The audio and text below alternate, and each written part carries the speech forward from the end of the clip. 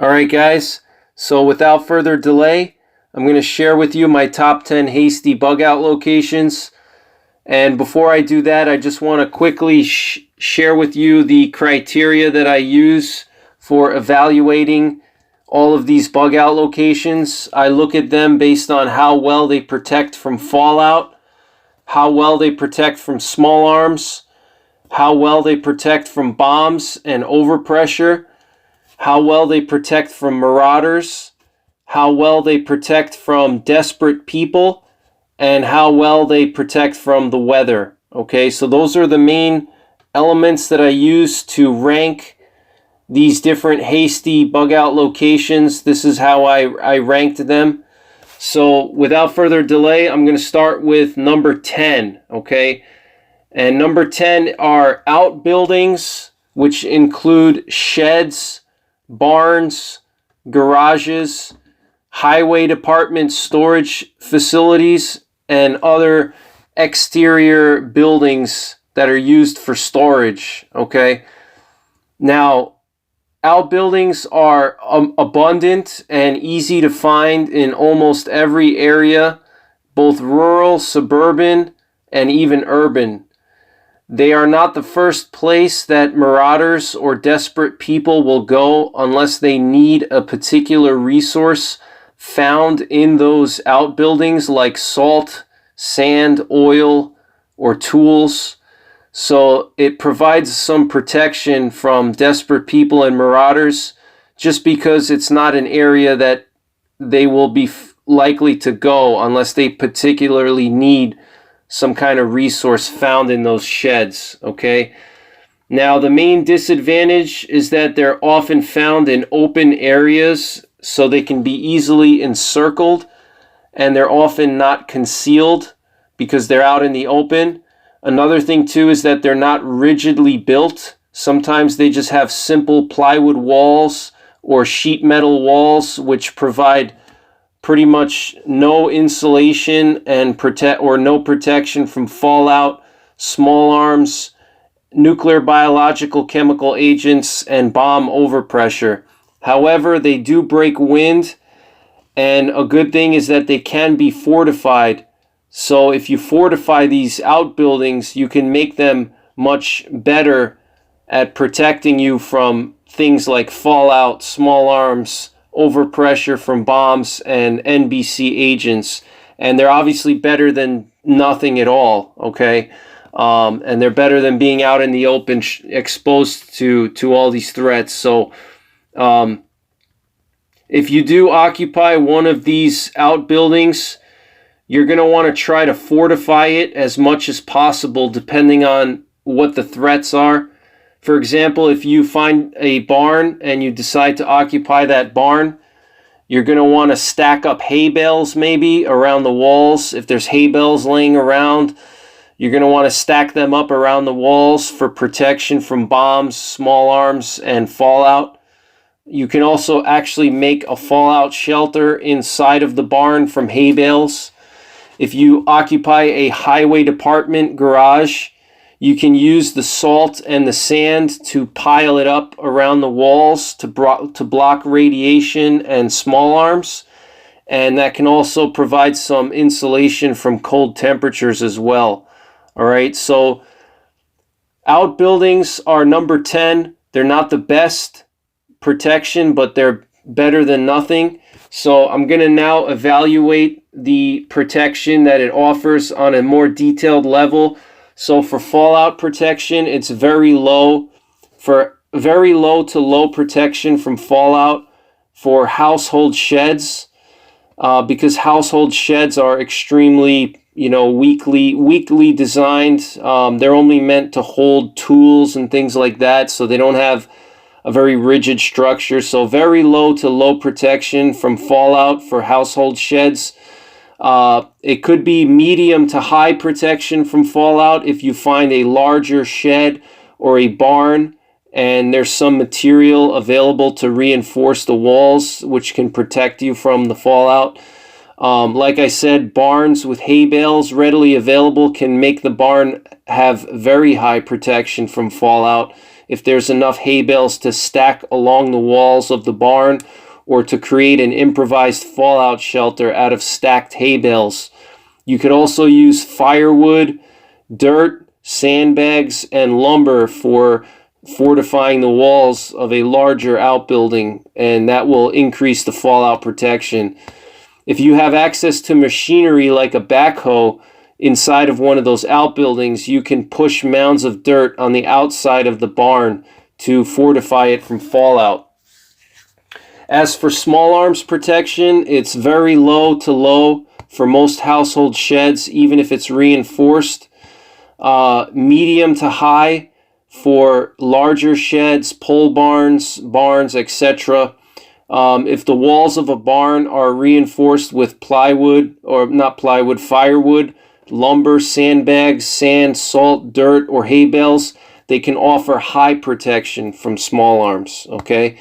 Moving on to bomb protection, same thing as small arms protection and fallout protection. Your household sheds are going to have very minimal, if not no, bomb protection, and larger sheds and barns will have medium to high protection from bombs, depending on whether you can reinforce the walls or not.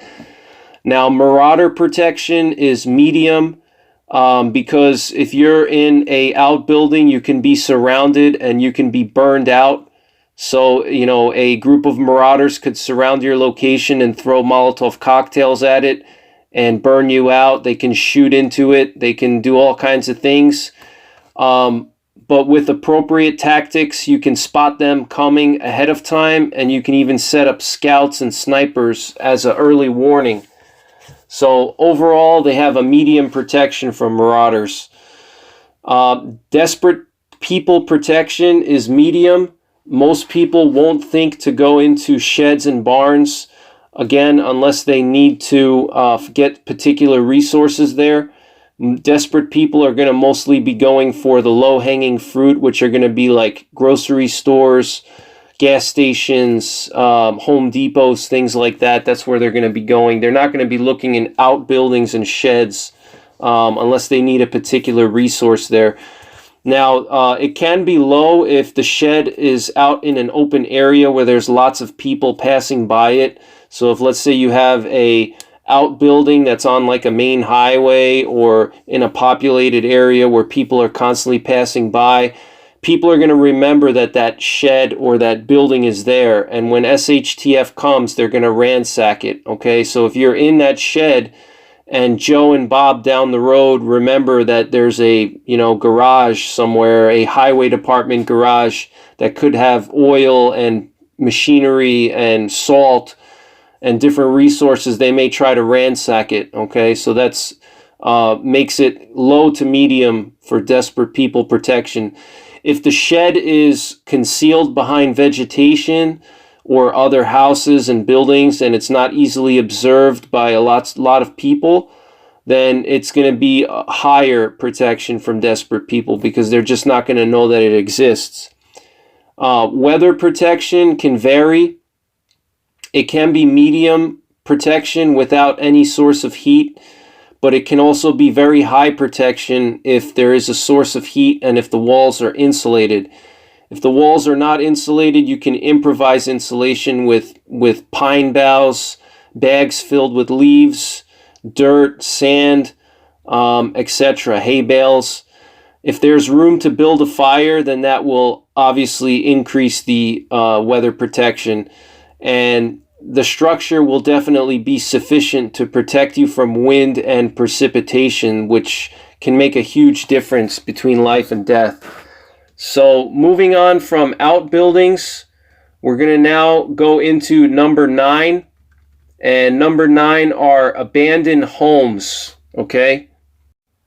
Okay, so number 9 is abandoned homes. And this is one that I think a lot of preppers have thought about using as a hasty bug out location because abandoned homes are going to be everywhere after a major SHTF event or grid down event or collapse of society.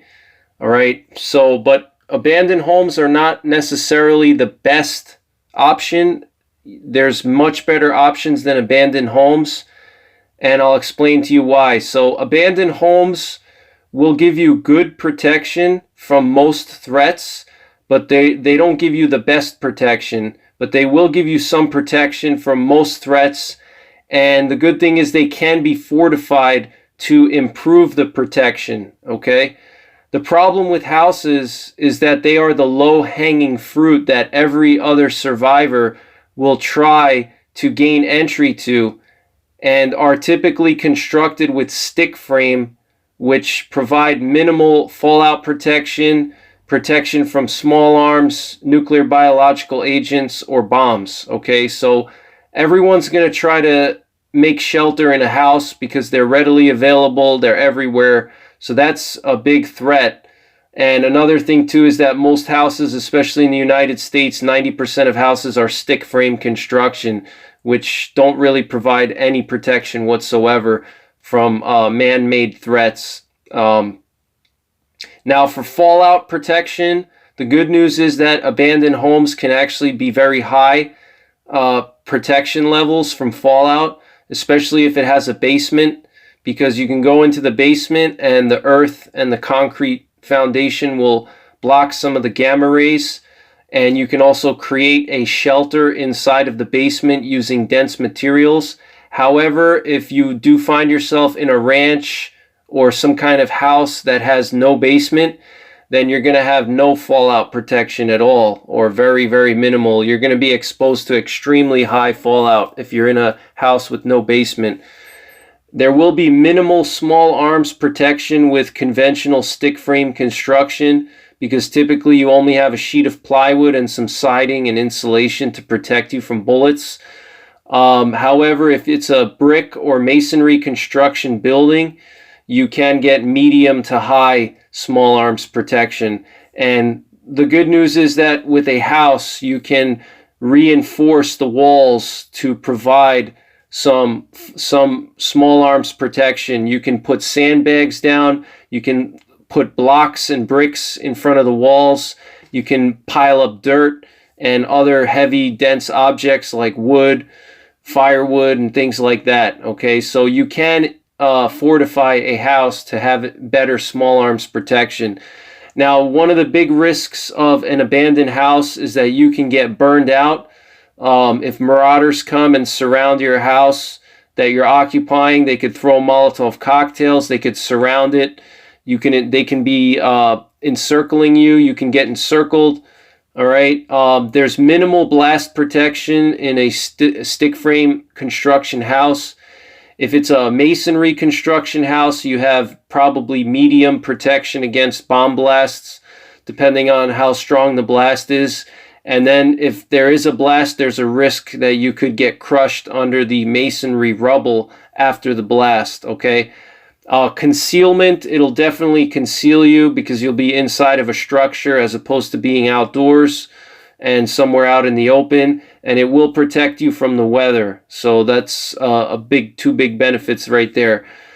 So ranking this based on all of the different categories, we have fallout protection, very low for houses that are on a slab. If the house has a basement, then it's going to be possibly high or very high protection from fallout, especially if you can improvise a fallout shelter. Now, moving on to bomb protection, a stick frame construction house will have very low bomb protection. And for masonry construction houses, they will have low to medium bomb protection. And even then, you have to be concerned with potentially being crushed under the rubble after the bomb goes off if you're in a masonry house.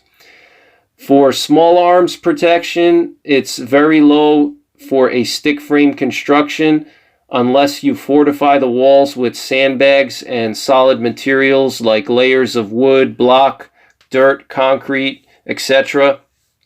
And medium protection for masonry construction buildings because the bricks and concrete can block a little bit more of the small arms. Now, moving on to marauder protection, abandoned homes provide very low protection against marauders because you could easily be surrounded and burned out, okay? And also there's minimal protection from small arms fire. And houses typically tend to not be concealed unless they're in a rural location somewhere in a forested area or far away from main roads. So if you have a house that you're occupying in a populated area, there's a high chance that you're going to run into people with bad intentions and marauders that are going to be canvassing neighborhoods and looking for supplies or people that they can hold hostage and have their way with, you know, rape and pillage essentially. So that's one of the big drawbacks to occupying a abandoned home, is that marauders are going to be canvassing those homes, looking for people, looking for resources. And if you're in one of those homes while they're canvassing the area, you're going to potentially get into a firefight. So that's why abandoned homes are not the best. Same thing with desperate people. Houses have low desperate people protection, because houses will be the first place that desperate people ransack for supplies. So that's another downfall to having a abandoned house as a hasty bug out location. Now, another thing too is weather protection is medium to high. Houses tend to be pretty well insulated, and you can always, add some kind of heat source, like if the house has a fireplace or wood stove you could use, or you could even improvise a wood stove from sheet metal and different objects that you can scavenge. So weather protection is medium to high in most cases. So moving on from abandoned homes, we're going to cover number 8, the 8th best hasty bug out location, which are going to be nearby parks and forest preserves. Now, nearby parks and forest preserves are great because they're everywhere. Even if you live in a big city like New York City, there's all kinds of different parks throughout the city. And if you live in a more suburban or rural location, chances are that there's a lot of forest preserves and nature preserves nearby you, just because nowadays, with everybody wanting to go green and the strong emphasis on environmentalism, and everybody wants to have a nice place to go for walks in the evening, there's a lot of nature preserves even in suburban locations. So you can occupy one of these preserves and use them for a hasty bug out location. However, these parks and forest preserves should be used with caution, as there could be other people with the same idea as you, or marauders, especially if it's in a populated area. If you do select a park or forest preserve, you're going to want to locate yourself in dense vegetation that is not surrounded by hills or ridges. All right, if you guys remember, I talked about not locating yourself in a bowl, and you don't want to be in the bottom of the bowl. You don't want to be surrounded by high ground, but you want to try to find dense vegetation. If there's no dense vegetation available, you want to try to find a high ground area as high as possible, and then you're going to want to build yourself a hide, okay? A hide, all you got to do is just dig a hole in the ground, something that'll get you below ground and that you can conceal the top of, basically like a foxhole in a sense. You're going to dig a foxhole and stay inside of that foxhole and conceal the opening with sticks and branches and things like that, okay?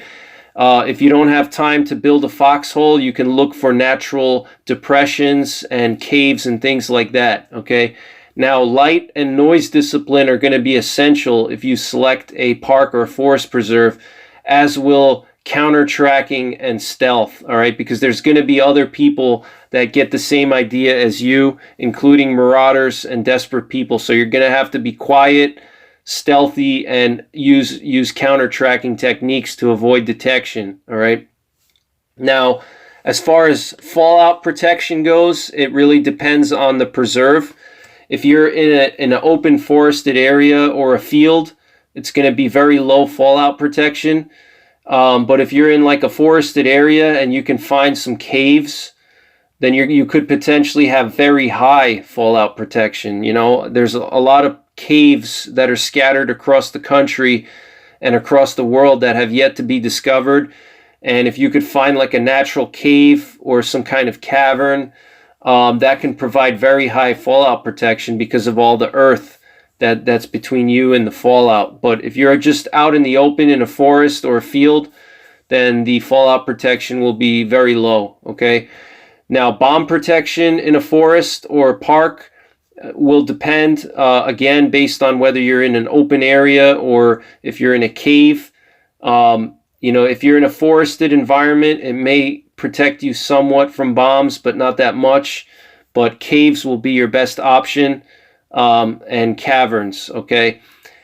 Also, depressions in the ground. If you can find like a uprooted tree that left a depression behind, or some kind of depression area where you can hide behind, or a ridge, that'll protect you from a pressure wave, okay? When the pressure wave is coming, if you can find like a little hill that you can hide behind, or some kind of depression that gets you below ground a little bit, that'll protect you from the pressure wave, okay? Now, for small arms protection, it really depends. Generally speaking, forests will have medium to high small arms protection, just because there's a lot of trees and branches, and all you have to do to protect yourself from small arms fire in a forested area is just to put as much distance between you and the other person as possible, because due to the vegetation and the trees, bullets are generally not going to go that far in a densely forested area, not more than 200 or 300 yards at the most, because the bullets are going to get stopped by a tree or deflected by brush and branches. So you could have medium to high protection from small arms in a forest. And the only areas that would have low small arms protection would be open areas. But otherwise, most forests will have medium to high protection. Also, there are many things that you can use in a forest for cover, like rocks and cliffs and different terrain features. Concealment is also very high in a forest. It's very easy to hide, very easy to conceal yourself. It's very easy to lose somebody who's trying to pursue you and track you. So that's a huge benefit to forests. So that kind of goes along with small arms protection.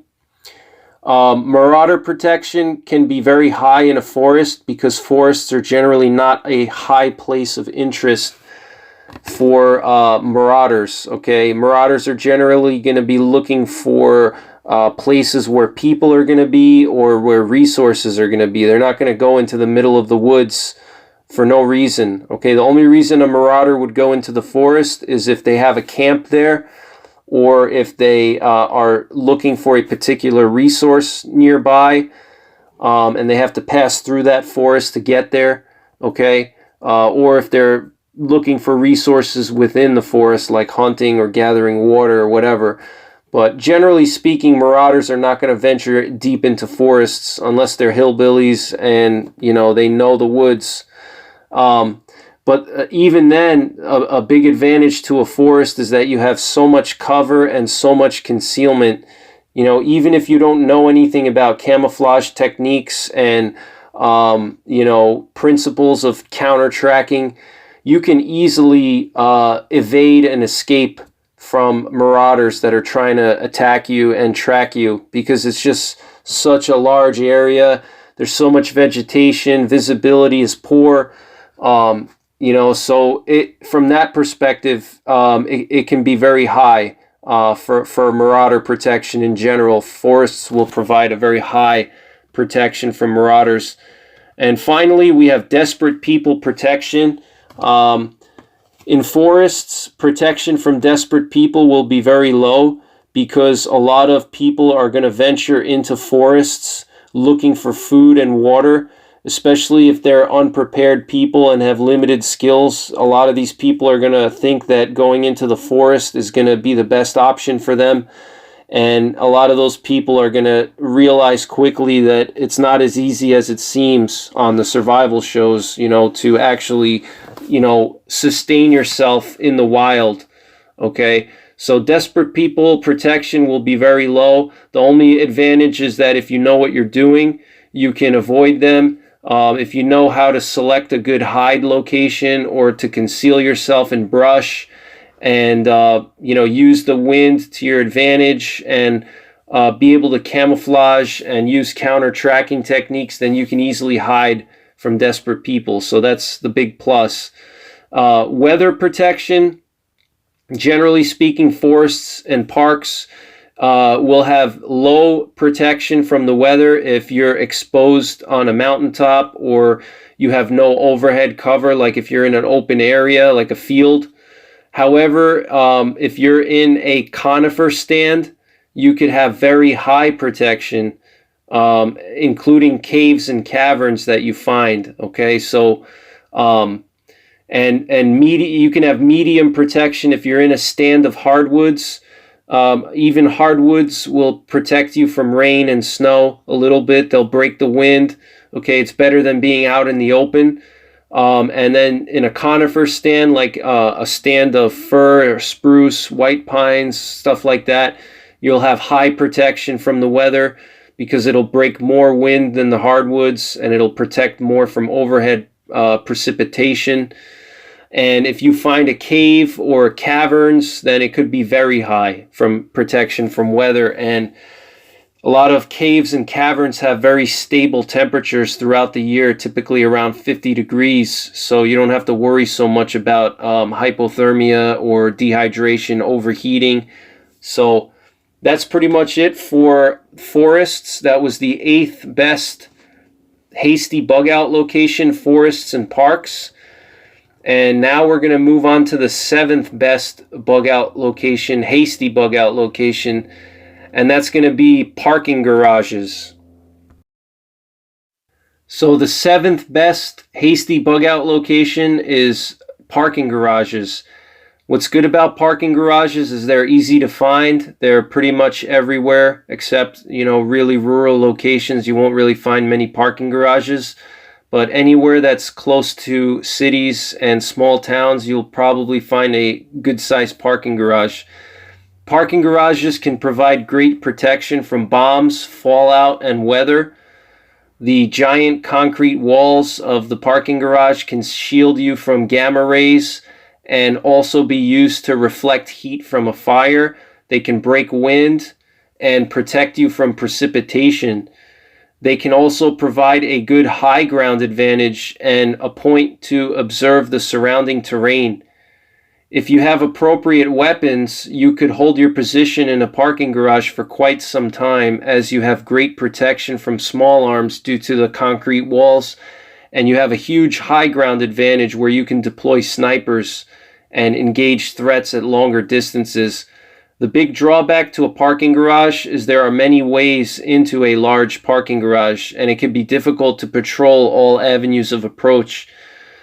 If you're concerned about a nuclear attack, then you want to locate yourself in the basement of a parking garage. If you can't find a basement in the parking garage, you're going to want to go to the ground level and stay inside of the middle part of the parking garage as much as you can. Or if you can find some kind of tunnel or a closet or something like that that will shield you from the gamma rays and the blast wave. You definitely don't want to be out in the open, like on the upper floors of a parking garage, which are exposed to the natural air. You want to be down on the ground level, or if they even have a basement, you want to go into the basement of the parking garage, which can have very, very good protection. You could go into a stairwell of the parking garage, which will provide a lot of bomb protection and nuclear blast protection. Otherwise, if you're not concerned about nuclear attacks or bombs, then you want to stay on the upper floors of the garage.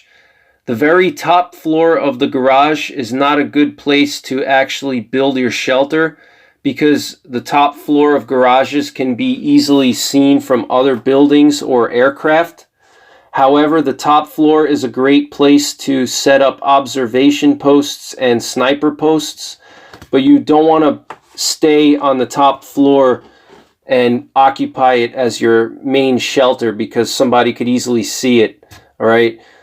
You want to definitely find a stealthy way to get down to the lower levels to clear the lower levels and patrol them, including the elevator shafts, and you want to look for different types of ways to get out if you're on the upper levels. So a good way to get out would be elevator shafts, ventilation ducts, service elevators, service ducts, piping shafts. You could even climb down with pipes. If there's any external pipes on the building, you can climb down with those, or you can use rappelling gear if you have it. The key is that if you go down to the lower floors and you decide to occupy the lower floors, you want to make sure you have an easy way to get back up to the upper floors where your shelter is, in case you get overwhelmed at the lower floors. Okay. Now for fallout protection, a parking garage typically will have very minimal fallout protection in the upper levels that are exposed to the open air. If you're in the basement of a parking garage, if it has an underground floor for parking vehicles, then you could have very high fallout protection because of the concrete and layers of concrete above you and around you. Okay. And other types of stairwells and enclosed areas inside of the upper levels of the parking garage will have medium to high protection from fallout, depending on how exposed they are to the open air. Now for bomb protection, parking garages can be medium to high. Parking garages are typically a solid structure, and if you can get into the basement, or if the parking garage has a basement in it, you'll have very high bomb protection. And if you're in a stairwell or some type of enclosed room inside of the garage, you should have pretty high bomb protection there. Now for small arms protection, if you're in an enclosed space, very high. If you're in the upper levels where there's open areas, the small arms protection will be medium, because it will depend on whether or not you're sticking your head up above the little concrete wall that they put up, okay, which are typically about 3 or 4 feet high. If you're standing up, you're going to be visible to other people in surrounding buildings, and they could shoot through those open areas. But if you stay low behind those concrete walls, the 3 to 4 foot high concrete walls that are on the upper floors, you should be able to be protected from most small arms, because the concrete is typically reinforced concrete. The only thing that wouldn't protect you from is a 50 caliber sniper rifle with, armor piercing ammunition, but not many guys are going to have that anyway after SHTF. For Marauder protection, garages can be medium because there's many avenues of approach. However, it does have high ground protection. So because you're in a high ground, you have the ability to overwatch a large area, so you can engage threats from a longer distance, okay? But because there's so many avenues of approach, you can be easily surrounded. It has multiple floors. There's many ways in. And they also stand out in populated areas. So because of that, the overall ranking for Marauder protection is medium. Okay. Now for desperate people protection, the parking garage also gets a medium for the same reasons as Marauders, because there's a lot of avenues of approach. It's large, it's hard to secure all the floors, and they stand out in populated areas. So a lot of desperate people may try to run in there to get shelter, to maybe steal a car, look for resources, okay? And finally, weather protection from a parking garage is going to be medium to high, depending on where you locate yourself in the garage. If you're in a stairwell or a basement or an enclosed area, your weather protection will be very high, as long as you have some kind of heat source or some kind of clothing that's decent enough to provide some insulation for you. You can also insulate those enclosed areas to make them further insulating and retain more heat, okay? But if you're in some of the upper levels of the garage that are exposed to open air, then the weather protection is going to be low to medium. It'll provide some windbreak, and it'll provide you protection from overhead precipitation, but you're not going to get much insulation there, okay? So moving on from parking garages, which was the 7th best Hasty bug out location, we're going to go to the 6th best bug out location, which is underground tunnels, okay?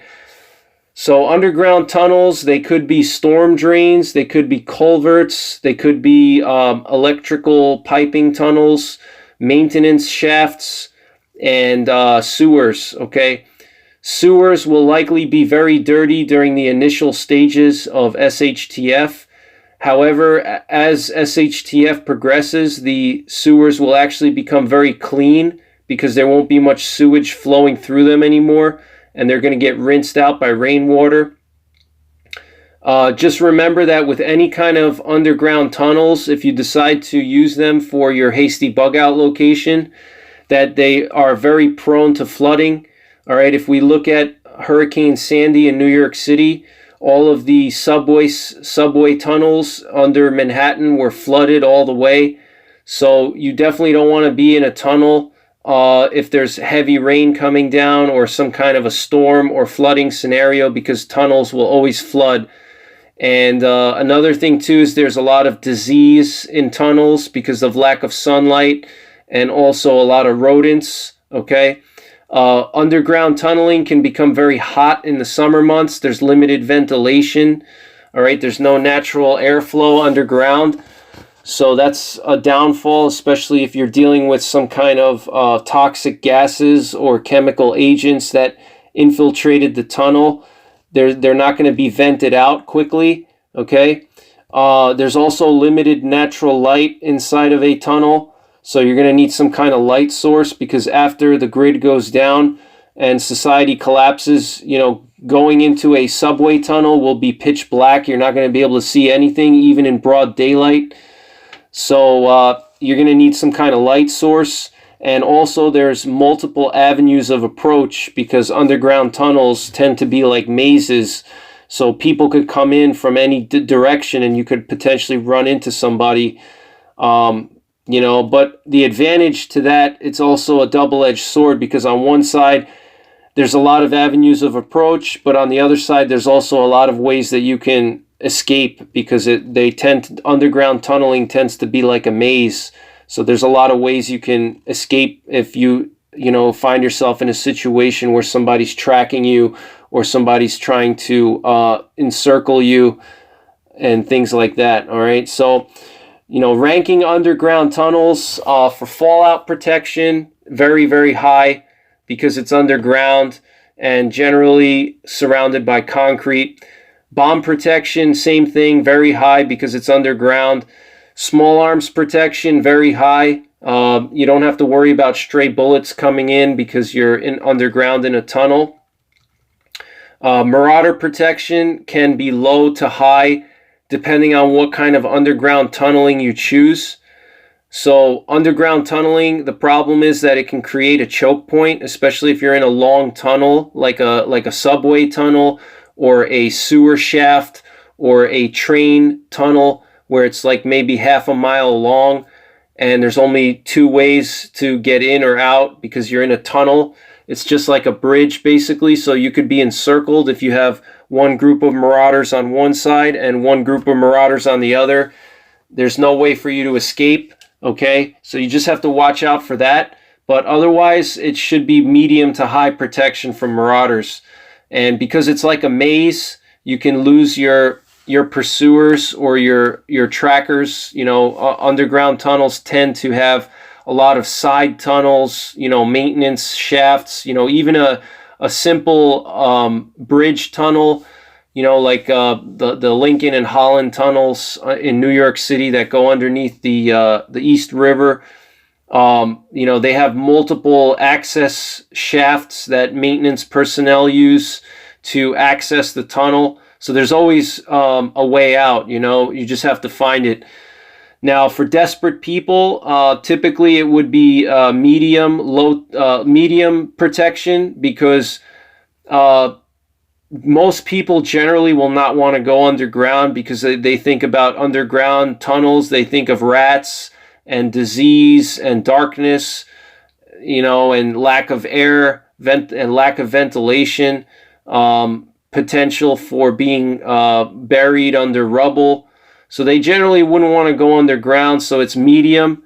However, if you're in a big city and there's subway tunnels, I do believe a lot of desperate people will venture into the subway tunnels for shelter, but I don't think they'll go very deep. They'll probably just stay close to the entrance where there's some natural light there. They're not going to go all the way down, 1 or 2 miles down a subway shaft, because it's pitch black and there's too many rodents and things like that. Now, for weather protection, underground tunnels are very high, with the exception of flooding. So that's the biggest threat. But underground tunnels tend to maintain a stable temperature because they're underground. And because they're underground, you don't have to worry about wind, snow, rain. Again, the only thing you have to worry about is flash floods and floods, so that's the biggest threat with that. So